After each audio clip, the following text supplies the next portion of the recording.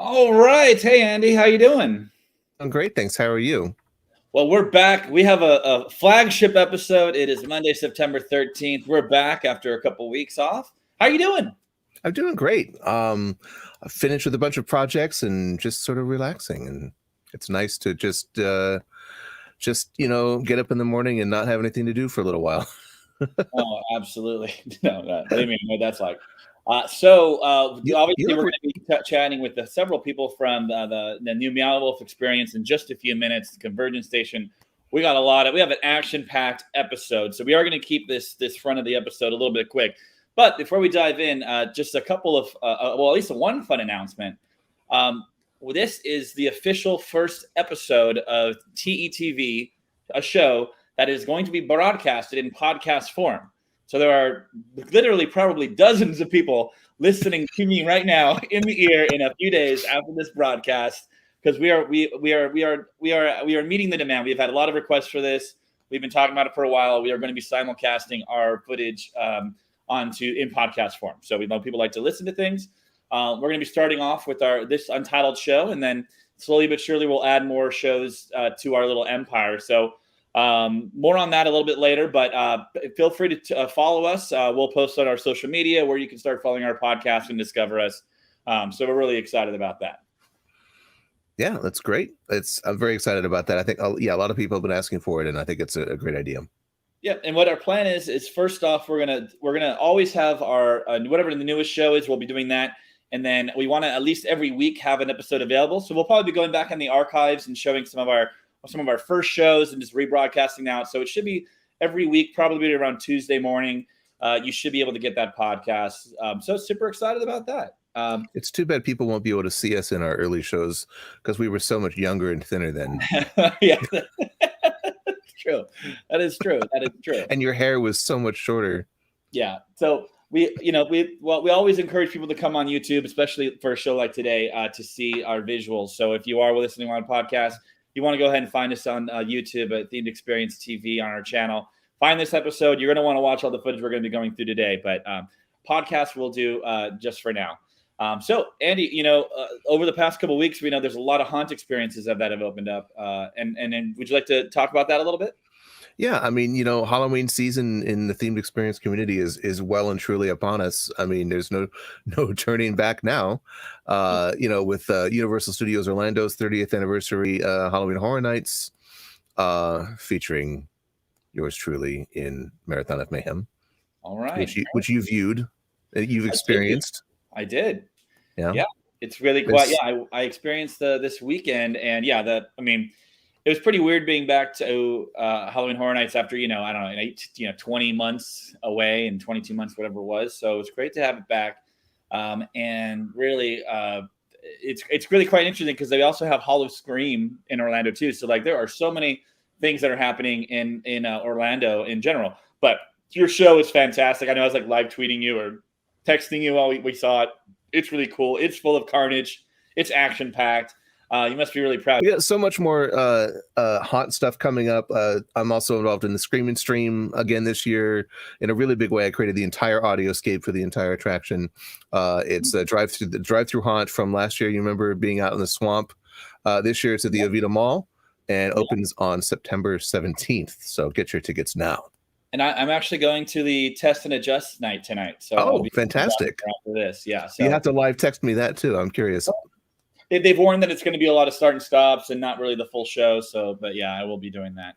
I was doing notes on the audio yesterday. So Okay. We'll see how it turns out. So why don't we just get to it? Yeah, we have a grand slam show today. We're doing 10 questions with Meow Wolf Denver. So we have Justin Stucey, who's the associate show manager, Justin Martin, who's an art director and creative director, and Laika O'Brien, who's the lead experience designer for Meow Wolf. And I want to tell you, everybody, this is an interactive show. If you are listening, not on podcast, sorry, you guys are all locked in. But for those that are watching live right now on YouTube and on Facebook, you can go ahead and comment if you have any questions during the show, and we will definitely throw them up on screen, okay? So this is an interactive show. So why don't we bring everybody on? Ta-da!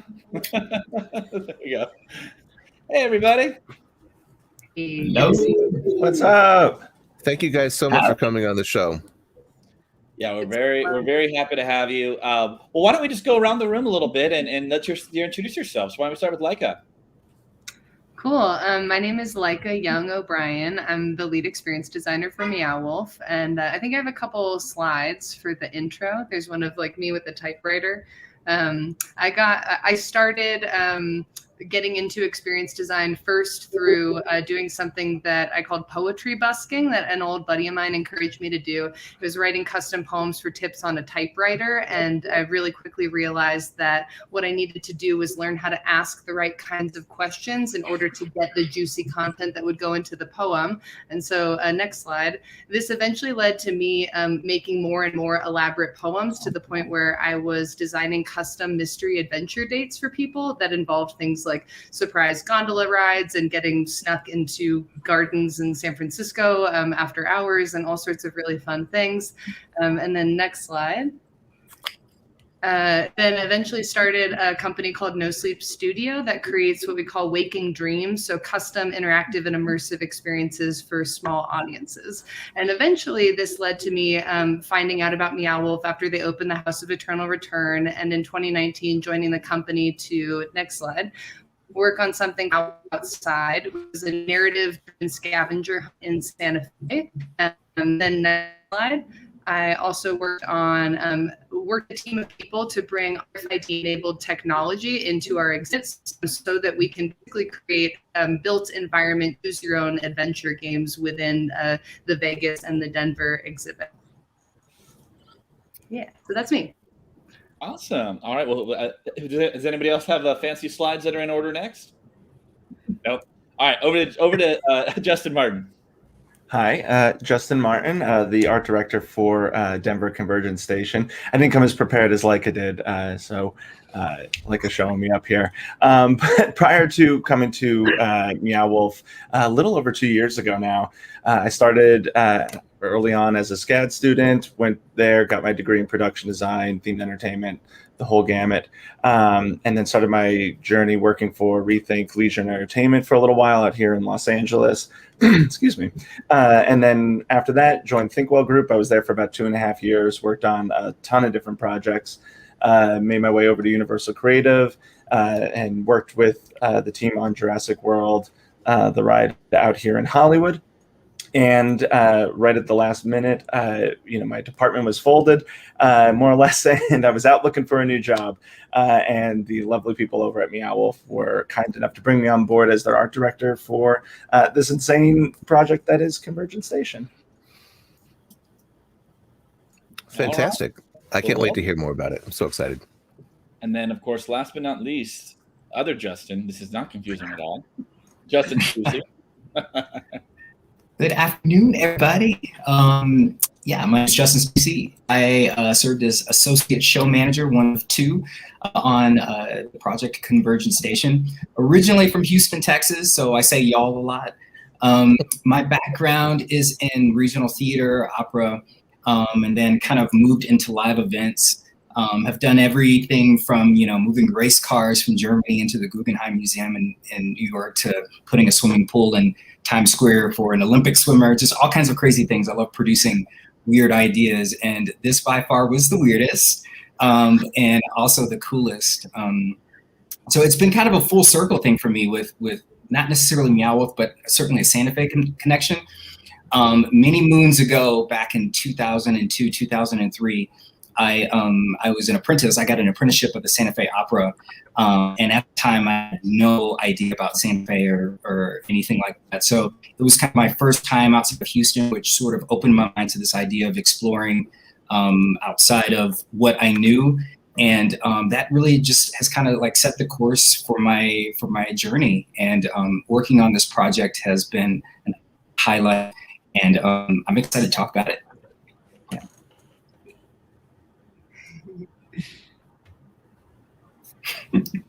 Well, we should probably begin at the beginning. So, Justin, we have a little bit of we have a couple clips here, but why don't you give us like a high level story overview before we roll into our first clip?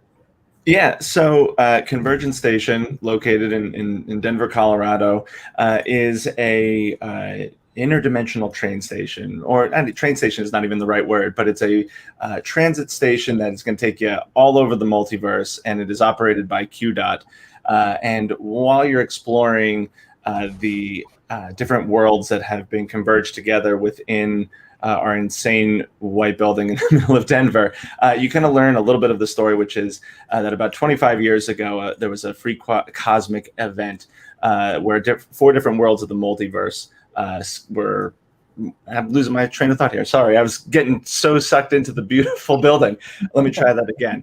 So yeah, 25 years ago, there was a free cosmic event that merged 4 worlds of the different multiverses, scattering the memories of all residents and causing a mystifying forgetting of 4 women. There we go. That are integrally tied to the moment. Man, we're gonna get better as this goes, I promise. Yeah, that's kind of the gist of it. Is that it's a wild mystery for you to kind of uncover as you explore these 4 beautiful worlds. Okay, so I want to give a disclaimer right now. We are going to be showing footage from the inside of this experience. So if you do not want to see this, we are not going to be hold it against you. I think Andy's going to be averting his gaze as well. So we are going to be showing footage inside the experience, starting with the Convergence Station. I'm going to go ahead and take care of that, CJ. All right, here we go.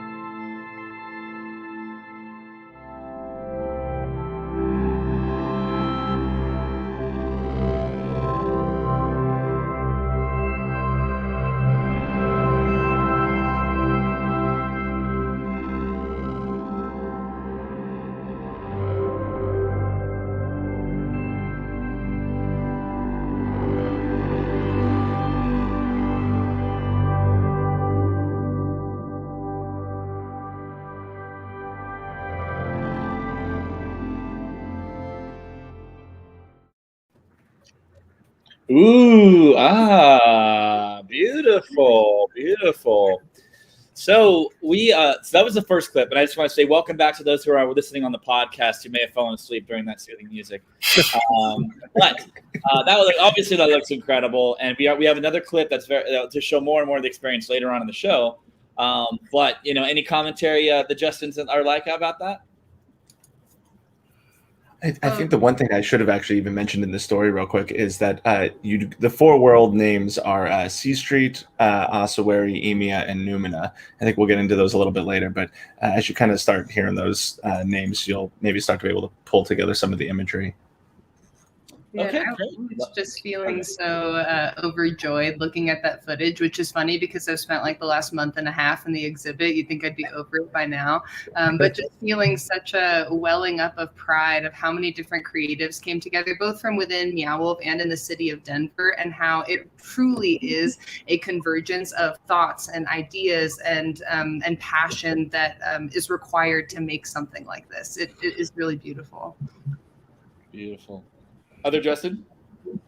Yeah, I just to second that with convergence, convergence, and this idea of collaboration and coming together, as a theme within the exhibit, but also within the ethos of the company of Meow Wolf, within the way that we worked together to create it, and it really is an extension of that idea in three-dimensional physical form. So it's super dope, and we're excited to share it with the world.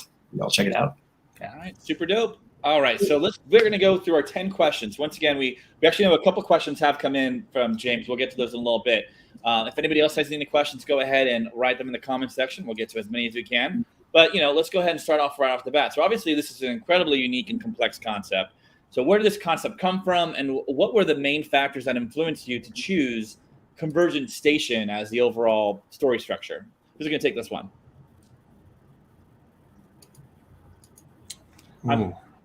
I can't take it, so it has to be one of you three.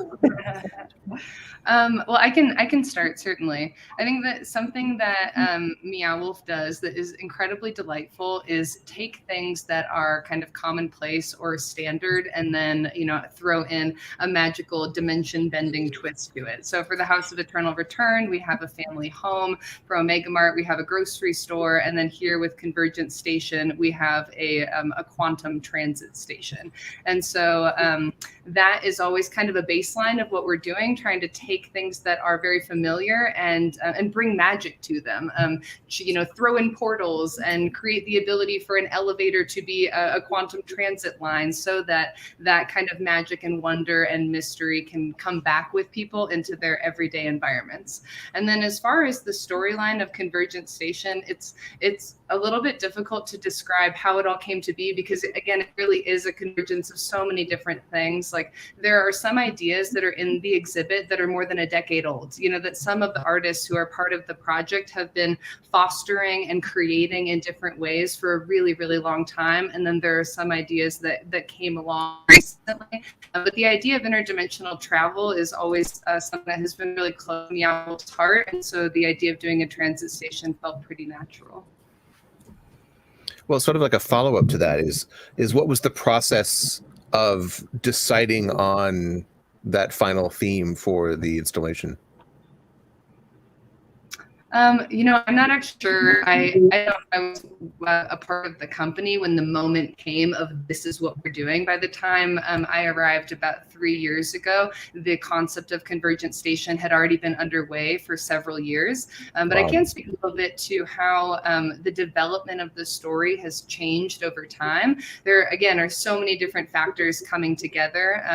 For example, when Meow Wolf was first deciding that Sun Valley was going to be the home for this exhibit, there were a number of different discovery sessions that were held with members of the Sun Valley community that had a really big influence on where the story goes. We'll see in one of the video clips later, there's a bus that says Sun Valley on it that is part of the narrative. And so as much as possible, we love for our exhibits to be in conversation with the communities that they're built into. So there were a lot of seeds that came from that. There were a lot of seeds that came from artists who had been part of Meow Wolf for a long time.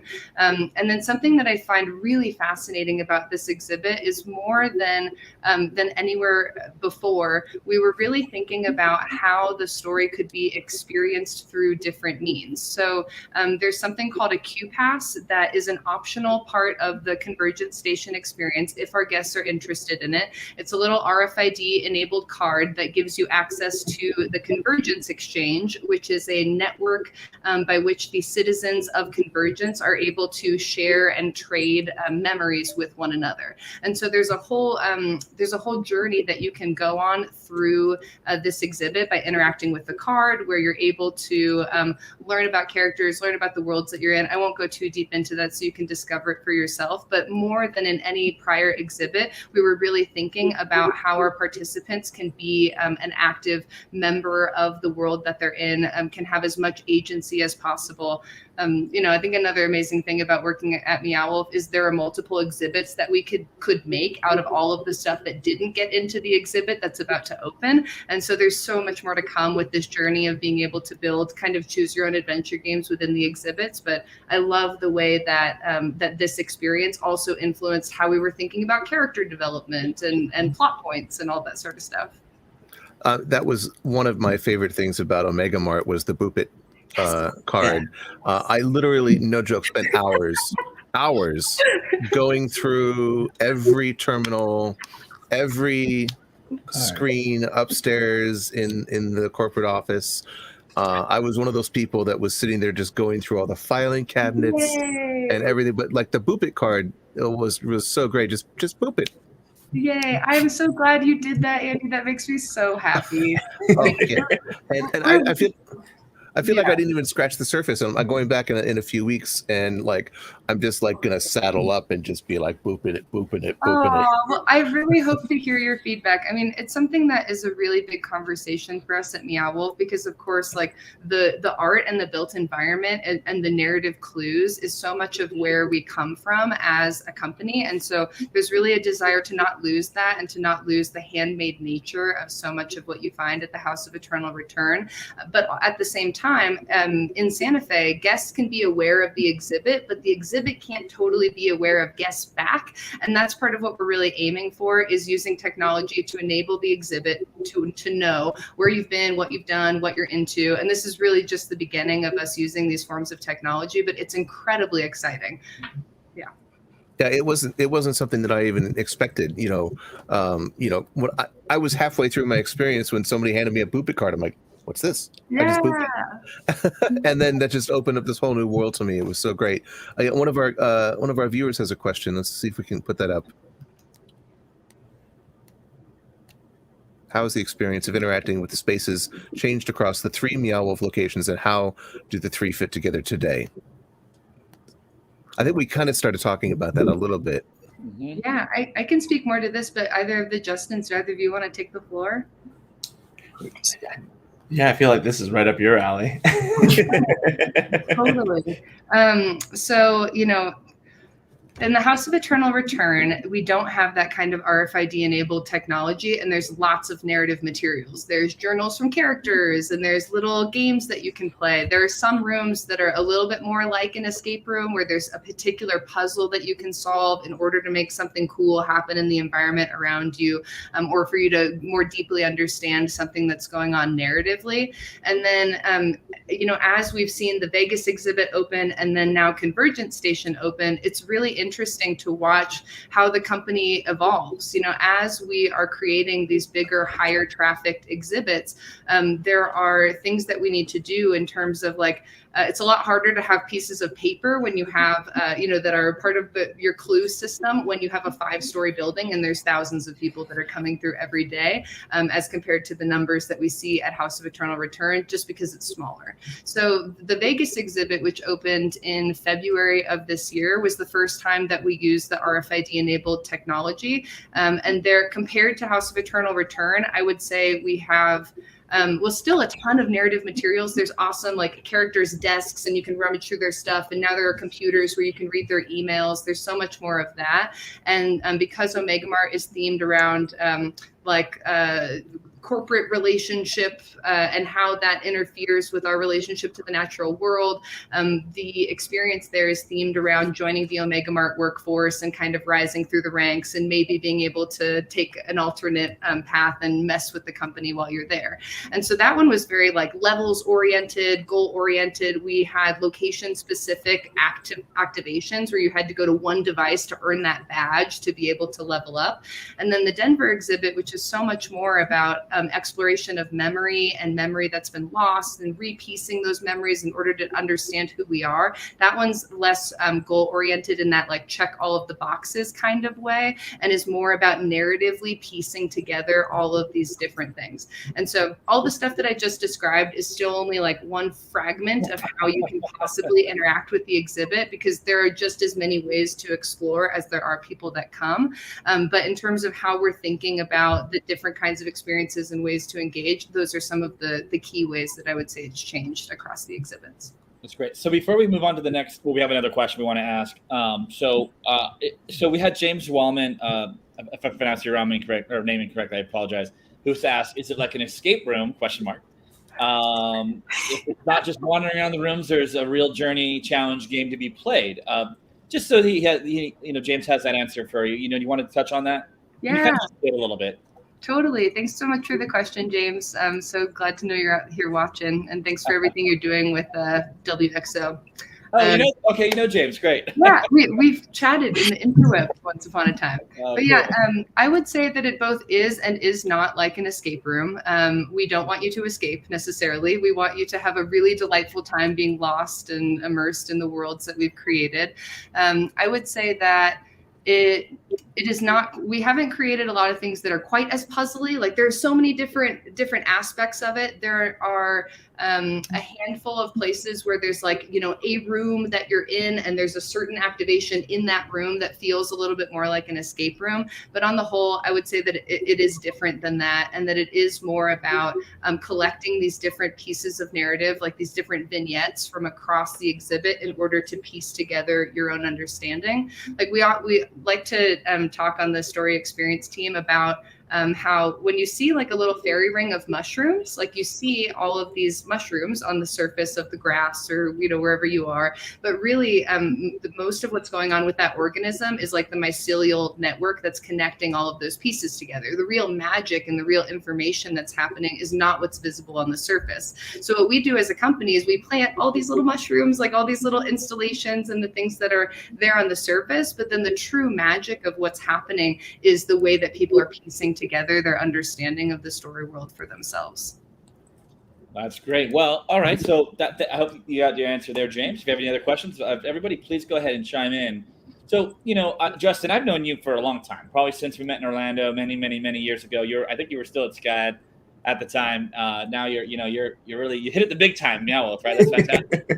And you have many accolades with Universal and all those other places you work.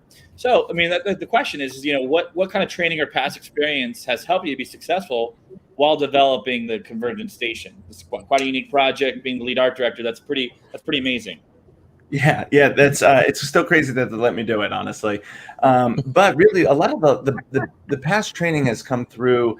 I look back at the last really 5 years, really since graduation to it's a little bit not longer now, but to opening day, which is this Friday, is insane. Having the path is not the same for everybody, obviously, but I really, when I look back, I look at like, oh, each of these moments had a particular effect on my training and my just really gaining the skills to get to where I needed to be today. I look back at a couple instances. One, most recently, was working on Jurassic World out here in Hollywood. That was my first time really ever being on site. So being able to go there, kind of just like get thrown into the fire. It was a crazy 9-month project. I believe we turned the entire overlay around on. And so we went from, all right, you're hired, welcome to the team. Now, get the heck out there and start figuring some stuff out. So just being thrown out onto the field, learning to deal with vendors, contractors, different departments, different needs for the project was, terrifying, but also immensely helpful to the process. Just learning how it is to be out there on the field. And that obviously ended up being really beneficial to me once we hit boots on the ground. It was back last August or so when we really hit full force installing this project. And then prior to that, my first real dive into creative direction or art direction it's almost been, I think, about 4 or 5 years now. I was working at ThinkWell, went into work on a Monday morning, and they asked, hey, we have a project in China. You want to go out for a few months and art direct and creative direct? And next thing I knew, that Friday, I was out on a plane headed to China for 3 months. So while I was out there, it was, dealing with people with a whole different language barrier. That was, just one thing to try to figure out to begin with. But then after that, it was, all right, well, now how do I lead a team? Like, this is the first time really professionally leading a team.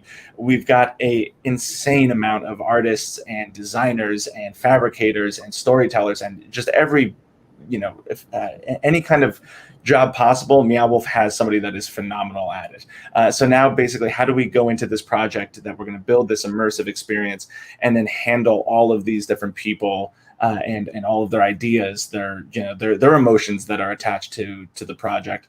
How do we handle all of those things? So those are really the two big past experiences that I learned that were beneficial to be able to, both manage and pull the best out of people so we could get the best product. And I think the video shows it's a pretty crazy looking thing. But then also being able to just know and jump out into the field, like just on a personal note, I was like, that's a scary thing to do. So to kind of go out there and work, Justin and I worked quite a bit out there in the field, and being able to just have those conversations that needed to be had to get this thing done. All those little steps along the way, are the reason that, I was lucky enough to be here today, really. That's great. Well, I want to ask Justin the same question. But before I do that, can you tell us the main difference between working with dinosaurs and local artists? No comment, I guess. No, they're both great. They're both terrifying and passionate, and they are gonna, they're gonna get the best thing done for it. Tiny arms, also. Yeah, tiny arms though. Beautiful. Few less teeth in the artist, but no, same incredible beast to be reckoning with. Yeah, Justin, Stucey, how about you? What past experience kind of helped you be successful with developing Convergence Station?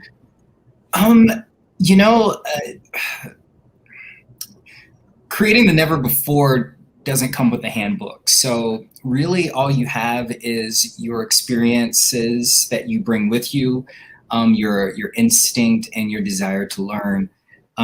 So, for me, it kind of, I always lean heavily on my background in theater, which theater teaches you process, it teaches you collaboration, it teaches you from a design standpoint, composition, to ask questions. And so, yeah, that's a picture from Santa Fe back in 2002.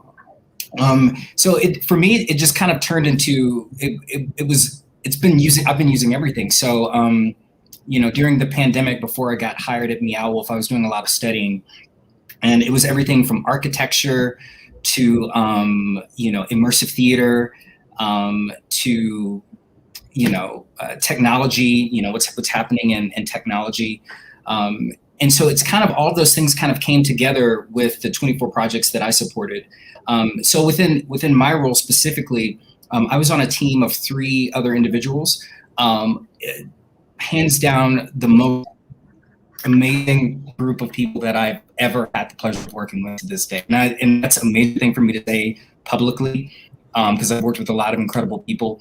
But Giselle Sanchez, Matthew Bradley, Annie Geimer, those 3 human beings really showed to me what it meant to be a part of Meow Wolf and a part of a collaborative creation process. And, again, when you're creating the never before, you really have to rely on everything, and relying on the team and staying inspired and supporting the family and being a part of the family is a big piece of that. So, yeah, I think it's really just kind of using everything around you and knowing that you can't do it by yourself. And you shouldn't do it by yourself. It's more fun when you have your friends with you. No, that's always great when you're, you feel like it's camaraderie's on the set or on site and everyone's feeling great. Love it. And, you're in the trenches. That's always difficult. So, Laika, a question to you. So, is there any skills or knowledge of any kind that you wish you would have had beforehand? Getting roped into these crazy people's projects. No one's crazy, but you know what I mean. Oh, we're all crazy here. I would say, thinking about the question that Justin and Justin were just answering of, what prepared us to do this. I think that Meow Wolf is particularly unique in that we have some absolutely world-class artists. Like pretty much everyone who works here is a complete subject matter expert in their field, and a lot of people have multiple fields and an amazing spectrum of skills within the space between those fields. It really is mind-boggling. But also the thing that we are doing, while there are certainly amazing examples from theater, from other themed entertainment, it does still feel like it is, cutting many edges all at once. And so I love both having this foundation of incredible institutional knowledge. Like there are people at Meow Wolf who have run university departments and that still run their own companies while continuing to make art for Meow Wolf. It's amazing.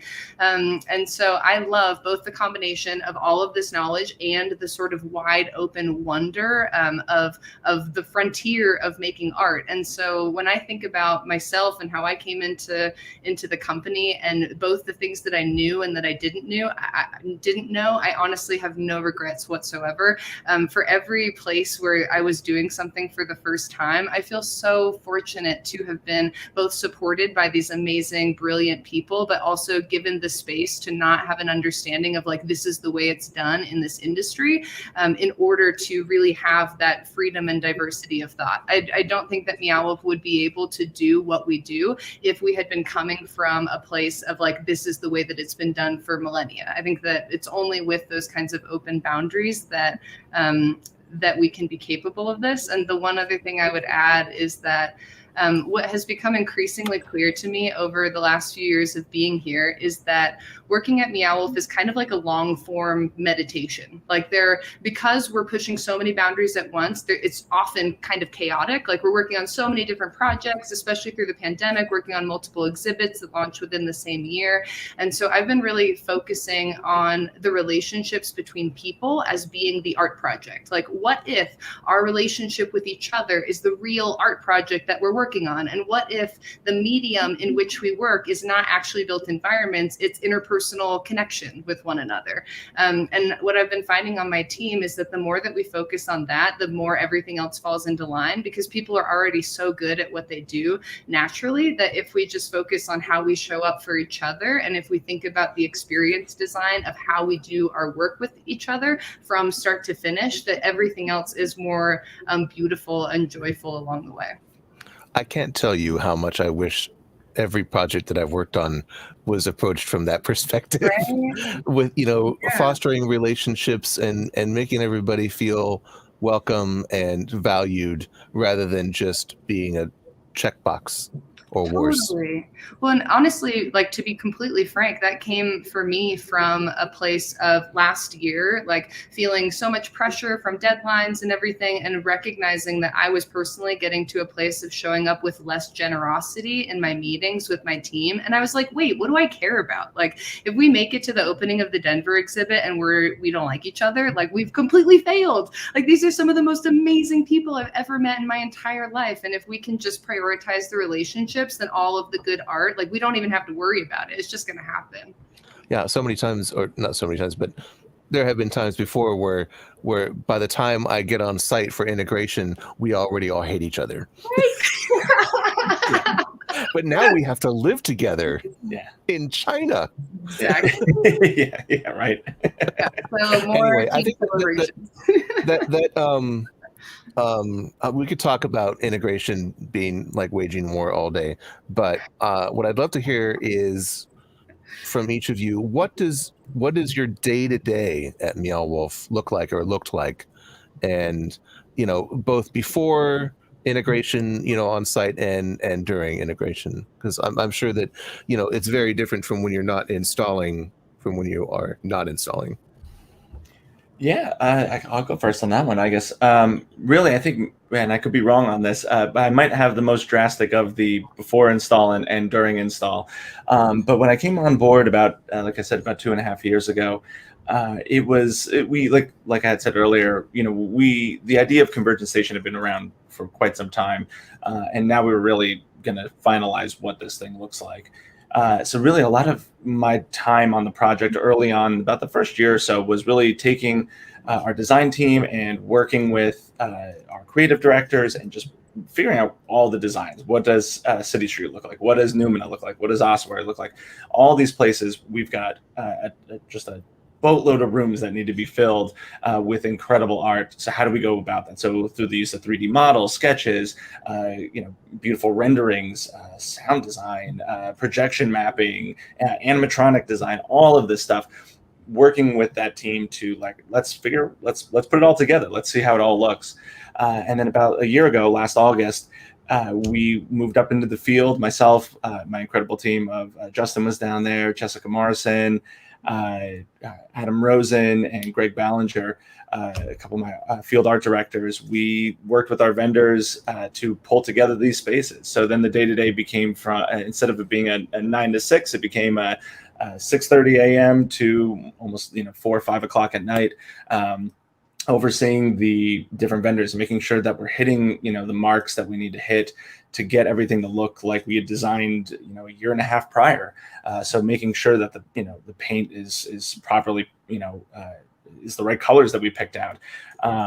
It really, we have these incredibly massive art direction books that basically was our Bible of the story and the design. So, we have the Laundriani, which is our religion to cleanliness that is on C Street. And it's this very clean, retro laundry room, but it has a very stylized look to it. And we wanted to make sure we knew exactly what the story points were and exactly how we needed to look through its physical finished environment. So that way we, when, Laika's team came through with the story and everything, that it hit those marks. We wanted you to feel like you were in a specific place. Really, we took that every day until about June or so, June, July, probably, I would say, when we were kind of wrapping up on the install portion of things and turning stuff over to our ops team. That's awesome. I mean, and with this, and I think Omega Mart, I think one of the differences between these two installations and House of Eternal Return, as far as I understand, is that you went through a more traditional sort of architectural themed entertainment sort of design and development process with show set designs and engineering drawings and stuff like that. Whereas I think the first installation was kind of just more ad hoc. Am I correct? Yeah, absolutely. Yeah, the first one was definitely the team that pulled that together was pulling coins out of cushions to try to find money to add more things to the House of Eternal Return. For us here, we definitely came in with that plan. We were working very closely with our vendors to make sure, all right, hey, how do you a traditional theme park project, you don't always want maybe curved walls or wonky looking dimensions or paint that is going to get stripped halfway through the process, whatever it could be, whatever that thing that is making that space in the exhibit a Meow Wolf feeling place, if that makes any sense. So with all of that, we kind of had to work with the companies that have done incredible professional work that everybody has seen out in the theme parks and museum world, but then also working with our in-house team. So this is for a quick story for this one. We had one of our vendors pull together the basic framework and the initial skeleton really of this book cave, I guess is the best way to put it, within our library. And myself and my other art director, Greg Ballinger, we found somebody on eBay that was selling, I think it was 4,000 books. We rented a truck, went to their front yard, dumped them all in, and it took almost all day to do. We brought him back and started assembling. Amazing. And so there's a level of that still ad hoc kind of feel to it, where we are still pulling this together, just who's got some free time to go rent a truck, but then also leaning on the more traditional quote unquote ways of design in the sense of a themed entertainment project. Well, Justin, Stucey, I think you can speak to that. I'd like to hear what you mentioning about supporting and collaborating with the individual artists to accomplish some of these incredible installations. Yeah, so the role of show managers on the project is exactly to do that. It's to support artists to help bring their ideas and their vision to life. And I guess just to kind of clarify what a show manager is, it's a hybrid of a producer, production manager, project manager, and support individual person who loves on the team and kind of helps to kind of keep things going. So, as in my role, I supported Giselle Sanchez, who was the lead show manager, this incredible magical human being who has done the unthinkable. And essentially, the way that we worked with the artists was we would kind of get an idea of where the build process was for the project. So we came into the space before there were walls in. But of course, our artists needed to have walls, and they needed to, know like what are the exact dimensions of the floor, because things in the 3-dimensional plans never are exactly as they are in the real world. So a lot of our work was sort of getting information from the different trades and from through the process, distilling that information in such a way that a variety of artists, be it emerging artists or individuals who are seasoned doing, public art, that all of them can sort of like understand where we are, understand how they can make their own plans because they work in the ways that they do, and to really set them up for success. So, I think there's a couple of pictures here of some of the collaborating artists that I'd love to share, just so I can talk about them because it's so amazing. We had artists that are really well renowned here in Colorado and around the country. Jaime and Pedro did an incredible piece called Thought Canopy, and their artwork is all over Denver. This is Molina Speaks here. We had a famous Chicano artist, lead artist, who came in and painted these beautiful murals, free painted. A lot of times artists will come in, they'll draw their artwork and then they'll put it on a cell and they'll project it up, and then they'll paint into it. This particular artist, Stefan Lucerno, hand drew with a pencil to scale and then painted in. It was really, really marvelous to watch this space come to life, as well as sort of get a deeper understanding of the story and how it tied into the greater narrative of the exhibition. Next slide, if you want to pop to it. I love talking about their artwork. So this is Kaylin Heffernan and Greg Zambina, Wheelchair Space Kitchen. This piece is killer. There's, without getting too far into it, there's a lot of people who say, this is just themed entertainment or this is whatever. This to me really proves the fact that this is art and that it is beautiful. It is communicating a message. And the more that you look at it, the more that you get a deeper understanding of the questions that the artist is challenging the viewers with, as well as experiencing the magic of their imagination. Definitely a space to check out. Next slide. Got another one there. Yeah, so this is Mongolvu Temple. We collaborated with a group of Mongolian artists here. There's actually a really big Mongolian community in Denver who came up with this killer concept and created all of these masks through these molds. Just a really spectacular space. And one of the most amazing parts about Denver, or about the Denver exhibition and Meow Wolf in general, is just it's the commitment to community, and it's the commitment to the work really sort of reflecting the people in the community, the stories of the community, the people who work for Meow Wolf. And this is just one of the many examples of that. And I think that last slide, this is Jaime and Pedro's work, Thought Canopy, which their stuff is everywhere. They actually just got their artwork on the Life water bottle. It's so uplifting and beautiful. So the team of Giselle, Matthew, and Annie, we worked with all these artists to interpret their ideas, explore the materiality, the adjustments that needed to happen, so that, it was to code. And for a lot of the artists, they worked with materials through this process that they'd never worked before. So it not only was a learning process for the core team, for the four of us, and sort of understanding how we work together. Oh, that's them. Hey, family. But it also was a really great challenge for the artists to expand their capabilities and their skills. And the entire thing was just a convergence of knowledge and experiences. And show management was really integral in pushing the artwork forward and ensuring that the artist's vision was brought to life. Well, I think a lot of people. Go ahead, Patrick. Oh, no, please. I think a lot of people don't realize the complexity of themed experiences.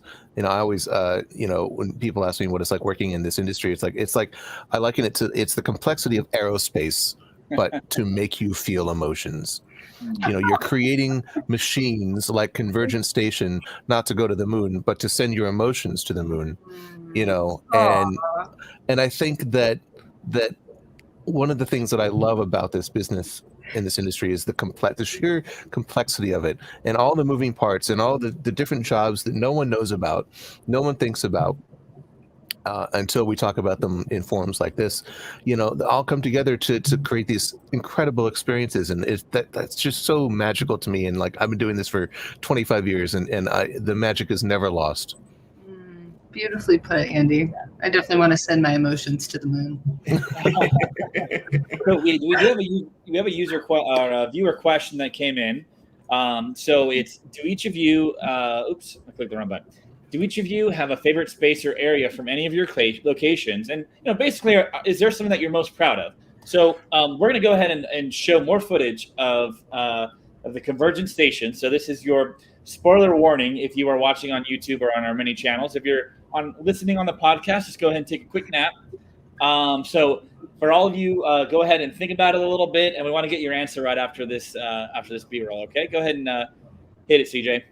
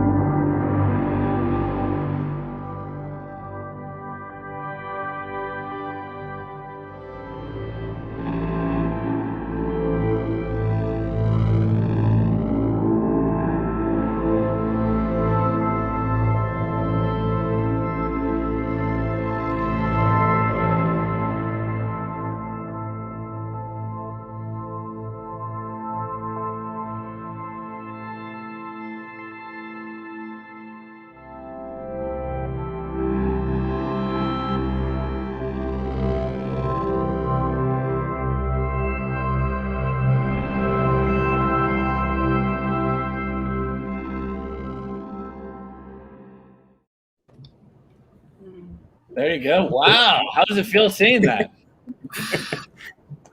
Amazing. Yeah. A sense of relief, but also like a lot of pride. There's that shot of this city street there that sort of reminds me of the Anatano warehouse in Kawasaki, that arcade based on Kowloon Walled City. Right. Yeah. I'm sure that felt like an inspiration to that. No, a little bit, definitely. Well, Laika, why don't we go to you first? So what space are you most proud of? Yeah. So the space that I'm most proud of, I think we have a photo of it too. Yeah. So this is Numina. And Numina is, both a space in the exhibit and also a six-dimensional being. So this room that you're seeing is also a creature and a character in the story. And I didn't make anything at all that you see here. My pride purely comes from the sheer depth of collaboration that comes. The number of artists that had to create this room is really just mind-boggling. And I love thinking about how it's like the story and the built environment co-influence each other, and people from different teams also influence what's going to be built and what the story is going to be. And then sound and lighting and tech bring all of that to life. The sound design in this room is absolutely breathtaking. The things that our audio team did to make this possible, it is so incredible, because it's like a 3-story open space with multiple different zones of spatialized audio. It's absolutely incredible. And then the thing that our lighting designers did, and there's I think 600 plus tech projects, individual projects that our tech team is accounting for in this space. It is unreasonable. Why does anybody let us do this stuff? I mean, I guess because it's really beautiful.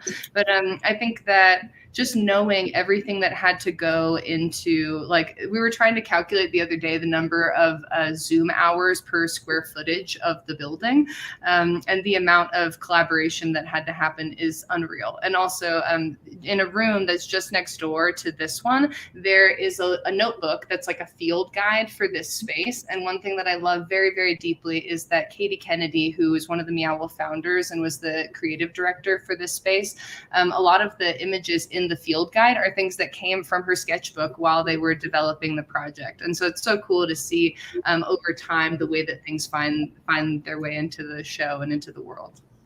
That's so amazing. It looks so gorgeous. How about Justin Martin?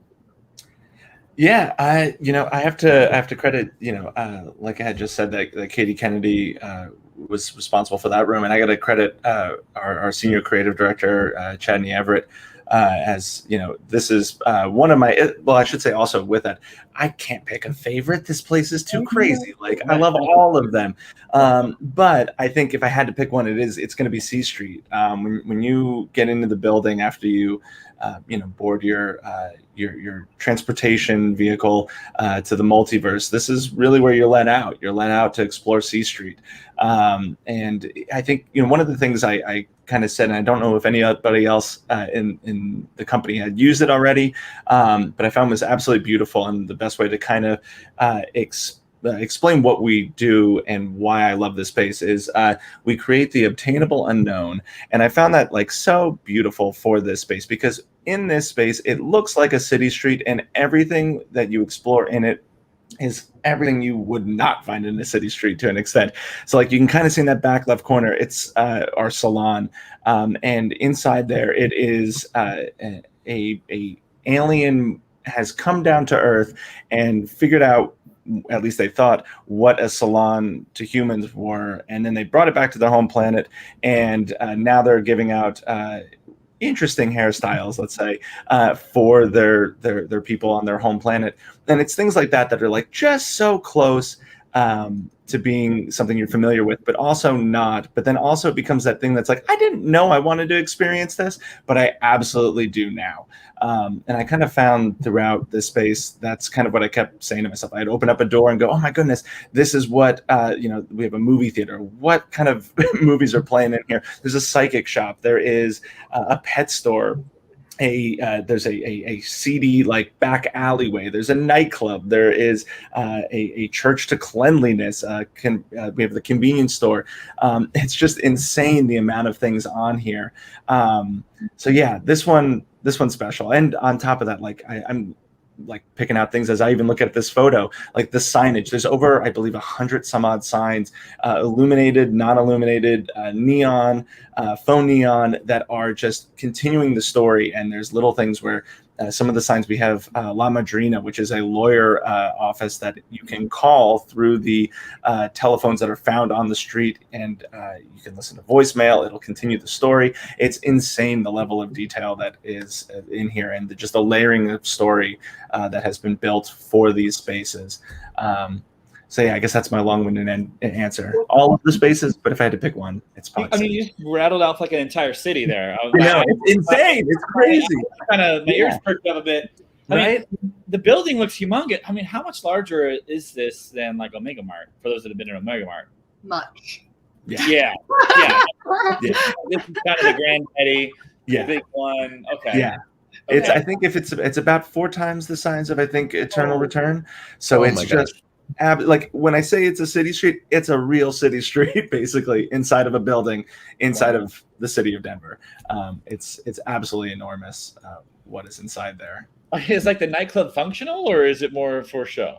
Oh no, it's functional. Yeah. It can talk about it more than I could as well. It's an artist space that is functions as our nightclub, but also is a beautiful artist space that has been in development for quite some time. Wow. And actually, I'm going to be lame here and just show how big that building is. Just so everybody sees this. I mean, this is a huge building. Yeah.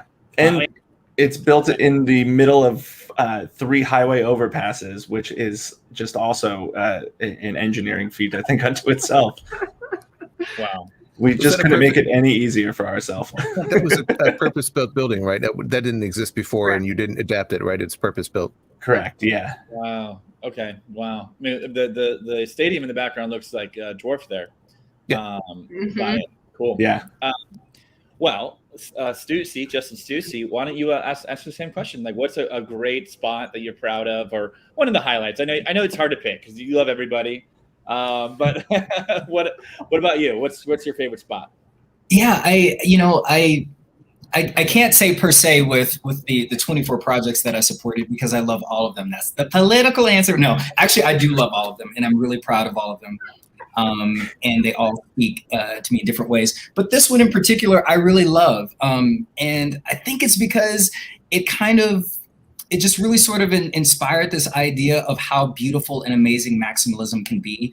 Justin Martin, remind me, this was Matt King, and who else was on this one? It was Matt King and who else was? It was so many. Lisa Sun, I know, helped out with this one. Chadney was involved. Yeah.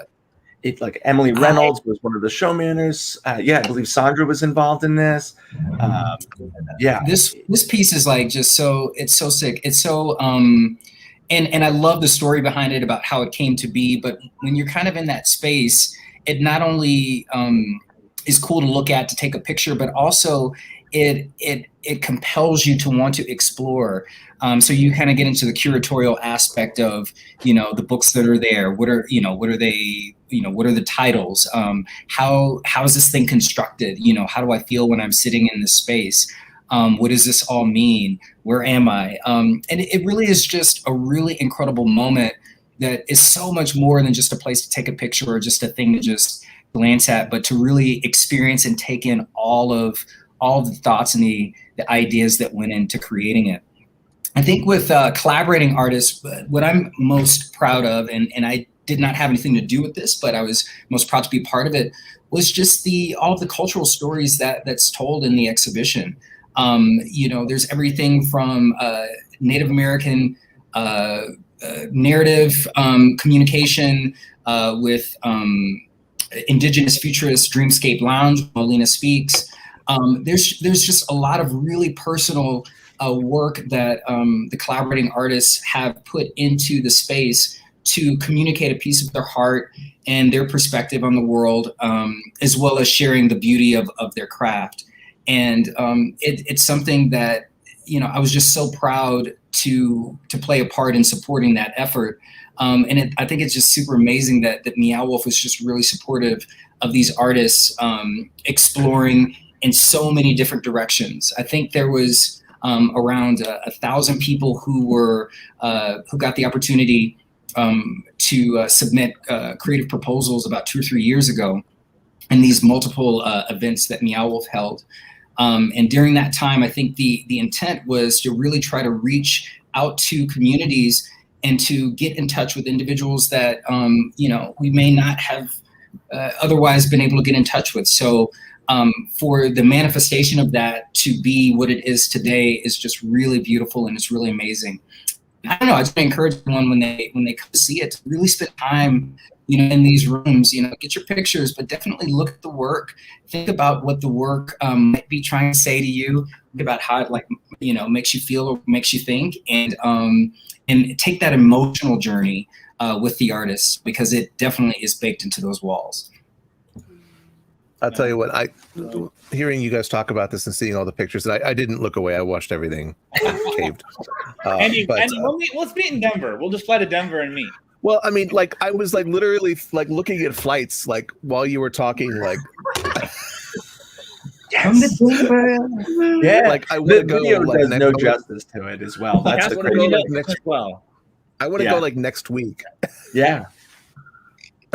No, that's fantastic. No, I mean, Justin, so beautifully put. So, we have tons of your questions that have come in. So we're going to get to as many as we can. If anybody has any questions, go ahead and throw them in the comment section on Facebook and YouTube. If you're listening on the podcast, just keep listening. Don't go anywhere. Let's go ahead and do it. So from Luke Roberts, thanks for the insight. Super interesting. Do you foresee any of these stories finding their way into the outside world? VR, graphic novels, TV, film, metaverse stuff. What do you think?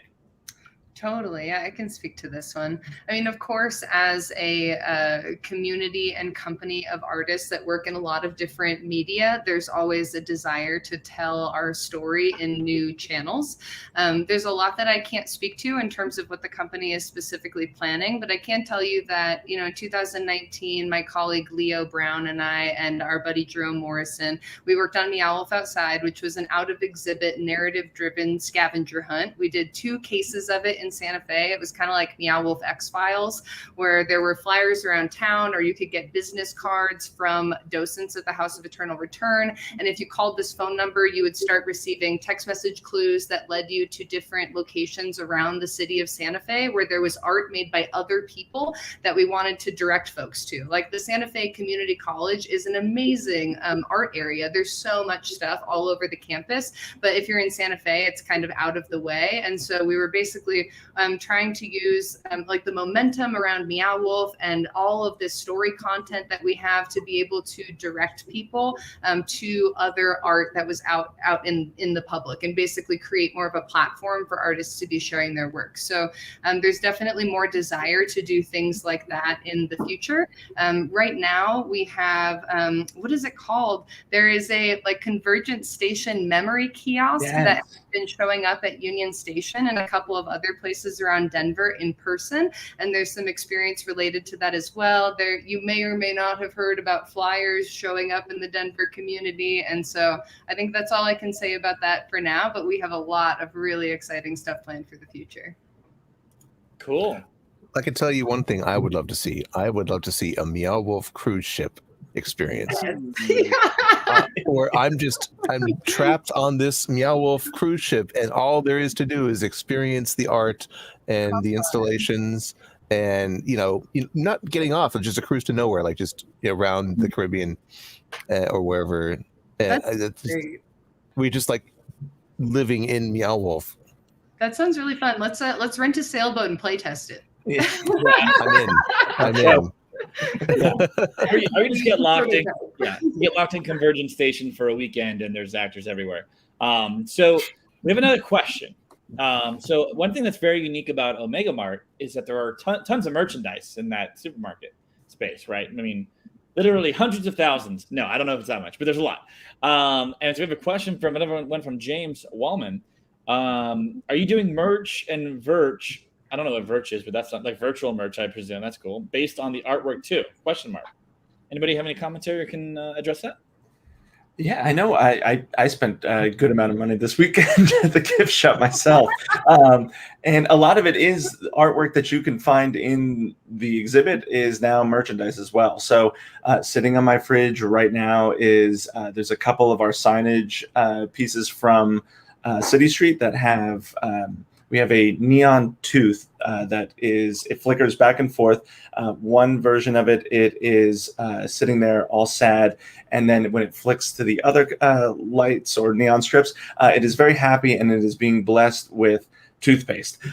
Weird stuff like that. That's a magnet that does the exact same thing that could sit on your fridge. So we've definitely taken a lot of the designs that both our internal team have created, because there's some incredible stuff, but also taking the artwork of some of our artists and placing them in the gift shop as well. So there are different opportunities for that. We, I think, rotate through quite a bit of the stuff as well. So sometimes when you're there'll be one thing, and then there's another artist that's being featured with different prints or wearable merchandise, magnets, all that fun stuff. The merchandise that our team pulls out always ceases to amaze me, and that's why I spent so much money there this weekend. Because I was like, I need this on my fridge. This is amazing.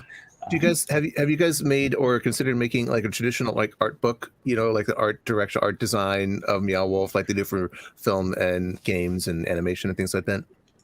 Yeah, I mean, for the House of Eternal Return, they had trading cards that had like the stats of a bunch of the different artists who had worked on the project. And there's definitely been talk about doing some sort of book over time. But what we have mostly found is that, maximalism, it has its pros and it has its cons. And one of its cons is that there are so many people that have touched Meow Wolf and that have contributed to it, that how would we decide? Like either the book would have to be as tall as I am, or we would have to do some really difficult work in terms of curating it. So mostly what we do now is we've been in the development of a whole like credits website as part of the Meow Wolf website that actually lists and links out to all of the artists who have worked on the various exhibits. And so right now, that's one of the approaches we're taking. And then there's also all sorts of like mini documentaries that come out. And as Justin was saying, sometimes artist books that are able to show up in the exhibit. But yeah, we're a little too like chaotic and all over the place and multifaceted to condense it into one book right now. I'm sure it'll happen at some point. Yeah. Fair enough. Well, you mentioned the artists. You know, we had a question from Monet come in. Do you have a list of artists to see some of their other works? So is there like a list of where you can see all the artists? Yeah, it's cited on the website. All of the I believe there's over 115 collaborating artists from right here in Colorado. That it should be listed on the website. Hey, Monet, I'll send it to you. Okay, so I was going to ask. Email to you. Yeah, I was going to ask how many artists roughly were involved in this, and that's incredible. All from the Denver area, or mostly. Yeah, it was more than 110 collaborating artists from Denver and more than 200 collaborating artists from within Meow Wolf and elsewhere. But then that doesn't even factor in all of the contractors who did a lot of the theming. Like even those numbers are kind of a sham because there are hundreds of additional people that still touch the project. I've been on a side quest in my life as an employee at Meow Wolf to try to get HR to rebrand themselves as the H artists. Because, you know, I think that especially when you work as so many of us in this conversation do in an arts related organization, it can be easy for some positions to be more glamorized than others. But at the end of the day, none of it would be possible without the other aspects of what's going on. And I think that if we can all think of ourselves as artists of our trade, even if that trade is finance, you know, that's a really beautiful thing. I've struggled with referring to myself as an artist. I remember I was at Sundance many years ago, and someone was interviewing me and referred to me as an artist, and I was just like, no, I'm not. I'm barely a musician. Like, don't label me as, you know, like, I mean, that term feels more sacred to me than what I would be included in. Do you know what I mean? Yeah. So we sorry, go ahead, Justin. Oh, no. No, okay. So we have I was agreeing with Andy. And that came in from Josiah. When it comes to communicating with vendors, what are some techniques you use to ensure your vision is not compromised while still considering the limits of technology and fabrication? Obviously, this is a pretty broad question. So if you don't want to talk about Meow Wolf, I'm sure everyone here has more experience where they can talk about that if they don't want to throw any Meow Wolf vendors under the bus. No, yeah.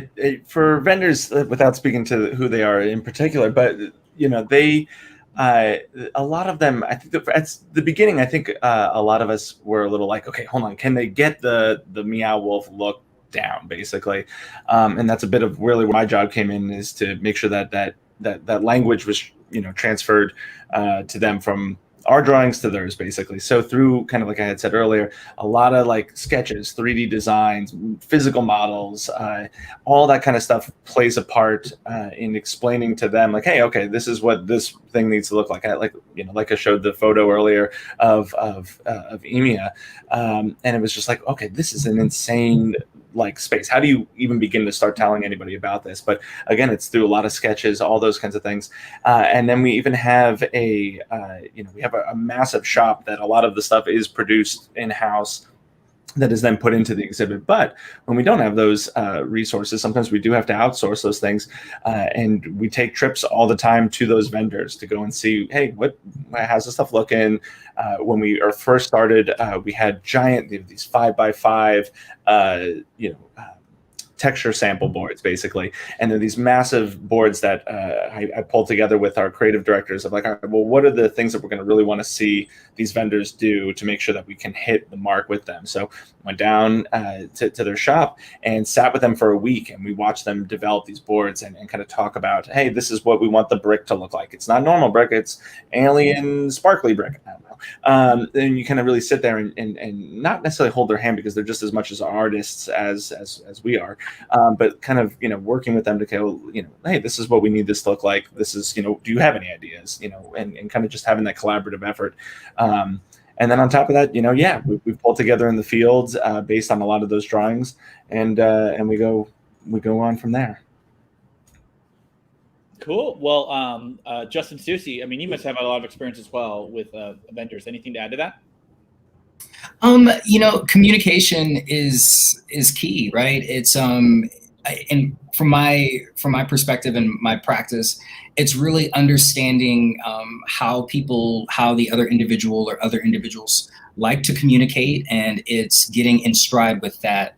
And so it's shifting the language. Sometimes it's using language differently. It's expanding my own language. And it's listening more than talking usually, so that the information that's shared back is concise, because sometimes too much information can be too much. So for me, it's just really about just understanding the communication style of the individuals that I'm working with, and ensuring that I'm speaking the same language that they understand. That all makes sense.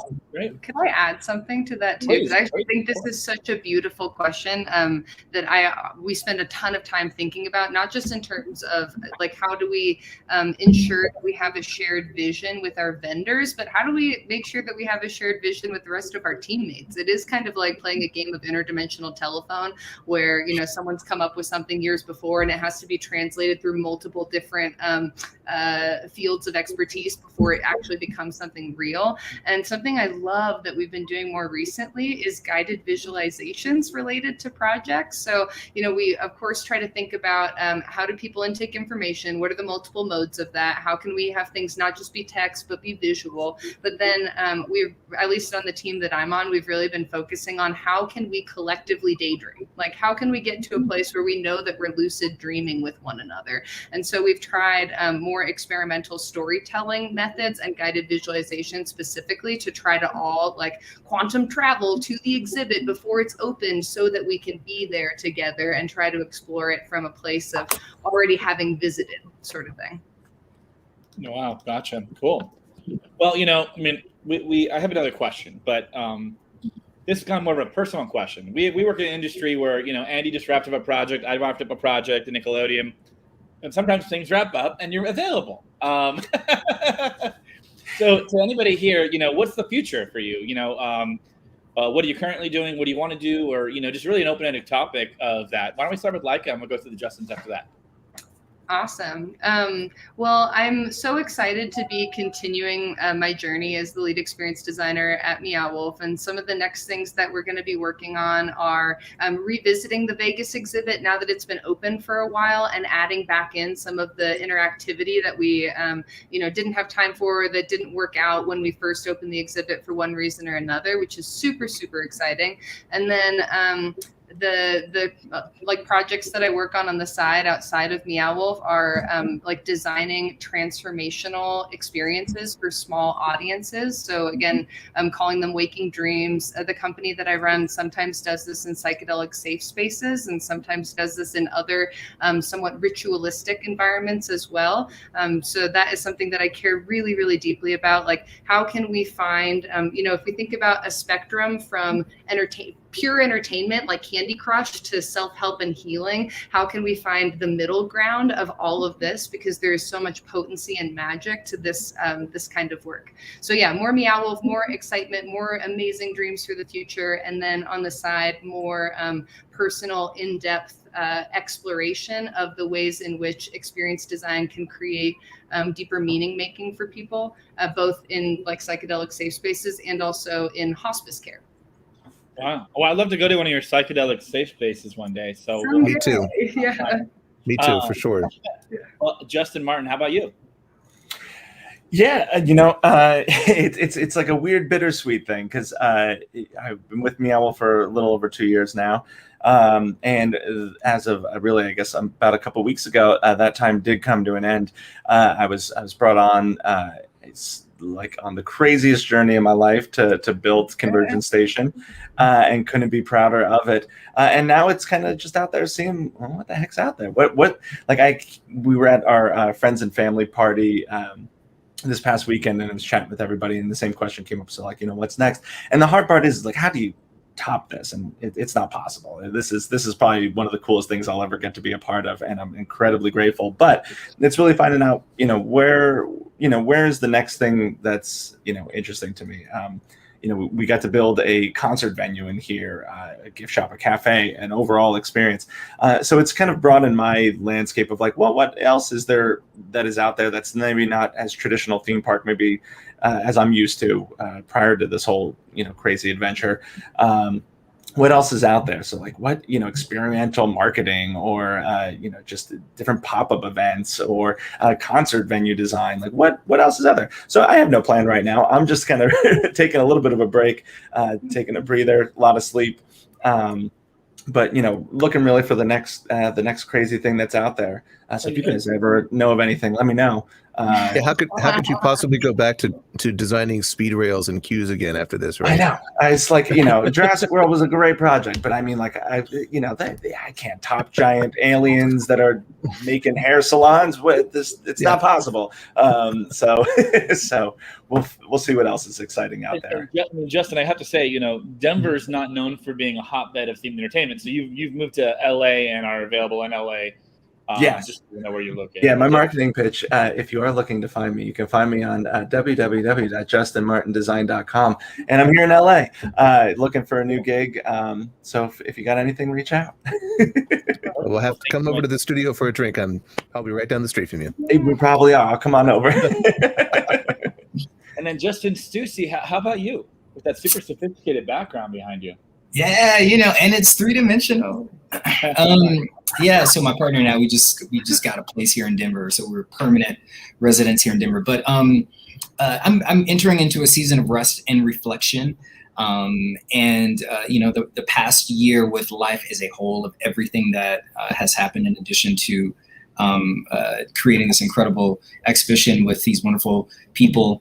Has been a lot. So I'm taking some time to really sort of digest everything that has happened, to really try to see what makes sense for me next. In my free time, I've been writing an immersive musical event, slightly as therapy to some of the things that have transpired in the past year. But really, the goal with the project is it's around this concept of ontological design, which is you can change behavior by changing the way that you build the world around you. So creating experiences that are intentionally designed to make us better people, to learn how to be better to one another, more loving to one another. Outside of that, just resting, playing with the cat bunny, and hopefully getting into something that allows me to spread my creative wings as well as my producing chops, and bring more incredible experiences into the world. So yeah, and hopefully come back to Meow Wolf one day. I love Meow Wolf. It's an amazing organization. If you're interested in working for Meow Wolf, apply. It's a great company. That's great, Justin. Yeah, sorry, go ahead, Annie. Before I ask a question of our friends in the chat real quick, is that okay?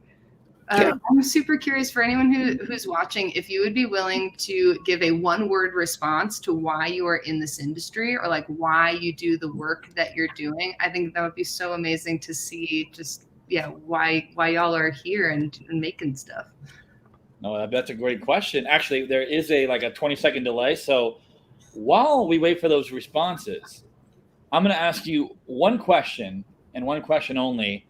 What is your one word about why you entered the industry and why you're here and what you enjoy about it? We'll go with Laika first, because you did ask everybody about it. I know, it's my fault, right? I gotta ante up. My one word answer would be dreams. Dreams. Yeah, big dreams. Stucey, one word.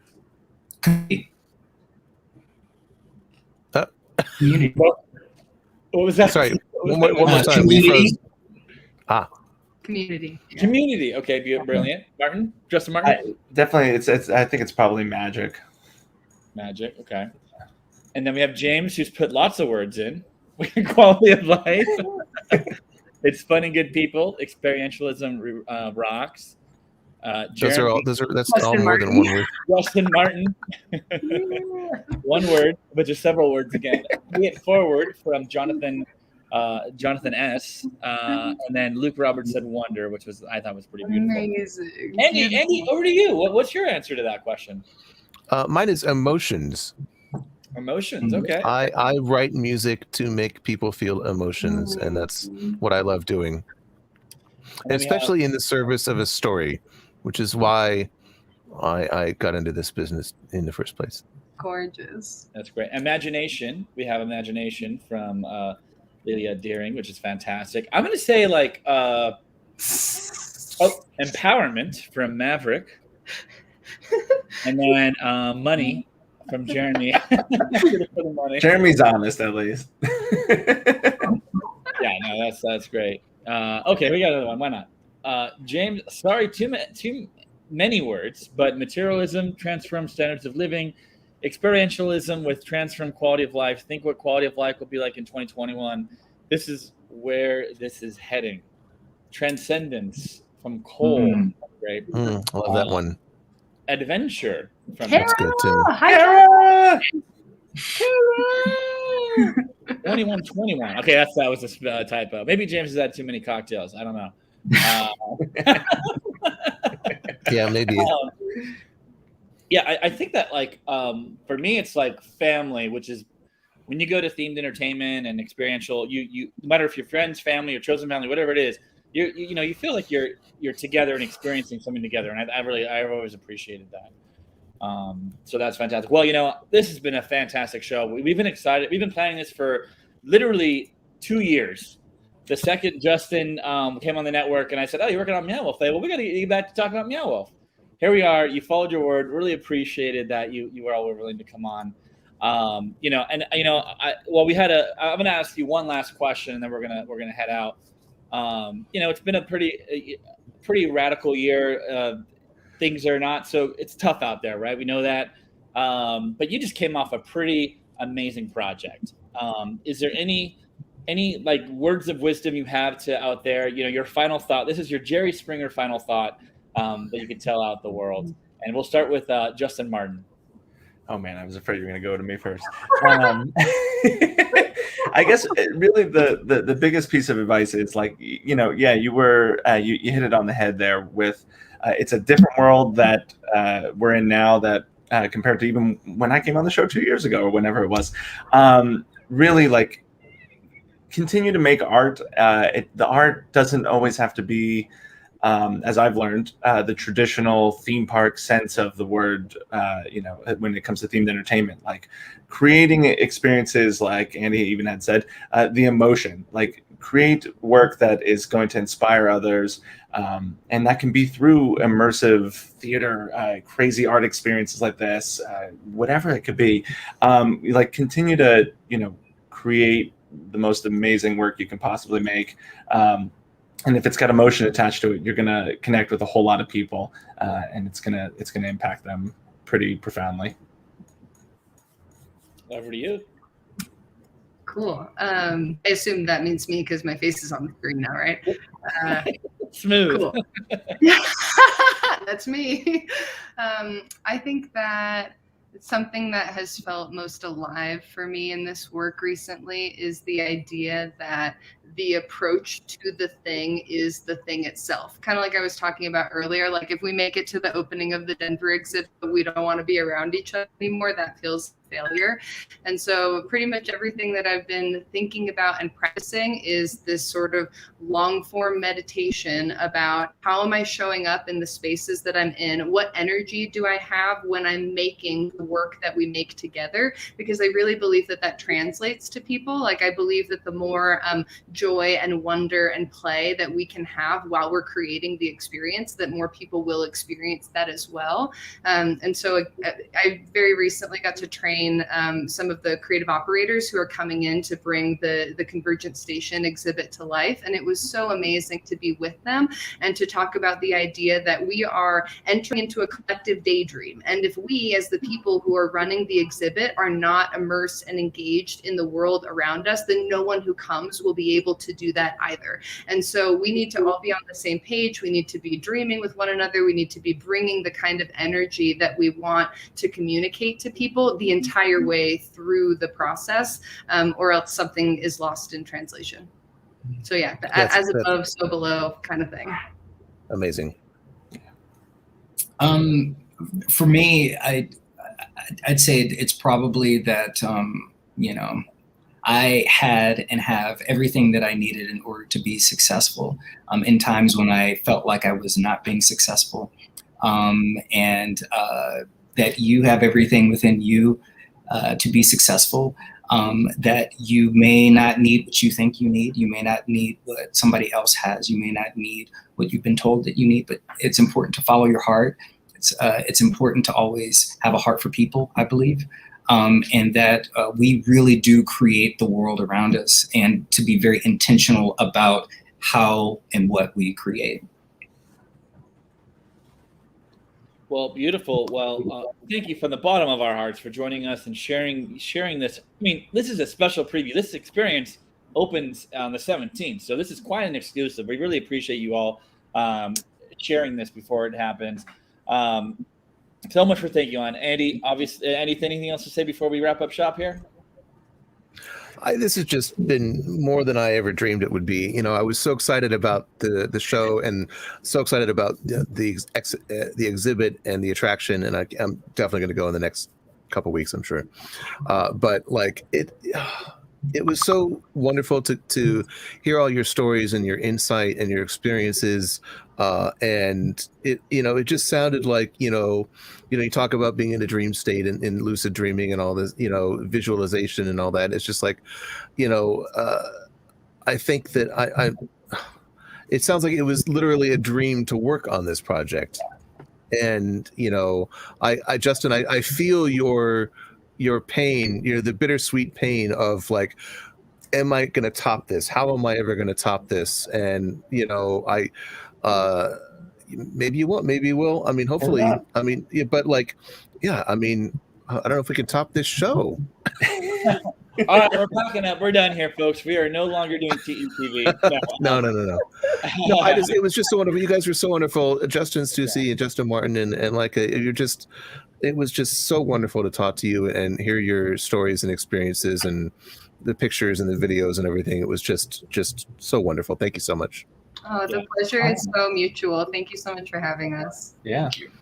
Come visit. Oh, I will. We're all going to hang out one day in person and do some psychedelics, it sounds like. So I can't wait. Sounds great. Yeah, we won't broadcast that episode. Yeah. The other version. Or are we doing it right now, man?